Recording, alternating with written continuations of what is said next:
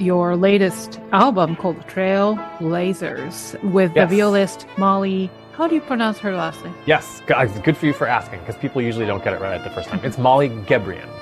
Molly and I met when we were like 15 at a summer music camp. So we've been friends forever, and we have very rarely actually been in the same place at the same time, but we really like collaborating. So we've created a couple projects as an excuse to work together.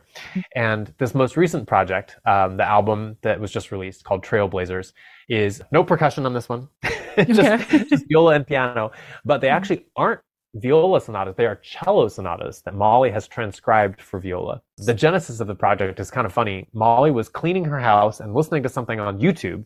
And then when the piece she was done listening to finished, YouTube autoplay started playing one of these cello sonatas. I don't remember which one was the first one, but and she was listening. She's like, "Wow, this is a really cool cello piece." And then she went and looked at the composer. She's like, "I've never heard of this composer." And then the autoplay feature played another one of these cello sonatas by this, not very well-known female composers from the late 19th and early 20th century. And again, so these three pieces came on back to back. Wow. And it was the same reaction every time. It's like, why haven't I heard these pieces? And these composers are amazing. And I think these would work well on viola, maybe. So Molly took it upon herself to transcribe these works for viola. And then she asked me if I'd be interested in performing and recording them with her, which of course I wanted to, because it's right up my alley. I love being able to showcase composers like this who have mostly been, in obscurity. And the Bosemans in particular is a piece that really, really spoke to me.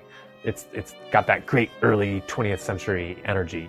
And all of this music is it's very accessible. Even though two of the pieces are from the early 20th century, they're more backwards looking stylistically. They're more romantic.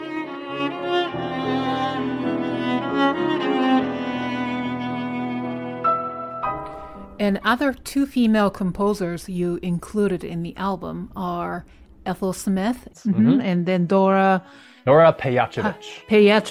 And we're really excited to have a chance to introduce this music to folks who haven't heard it before. You should hear Molly play, because this sounds really, really great. Listen to a really good violist. It's an awesome instrument. For our listeners, please check out Danny's latest album, Trailblazers, on acesproductions.com. If you haven't listened to the first half of this fantastic episode with Danny Holt, please check it out on your favorite podcasting platform. The video format of this episode is available on our YouTube channel.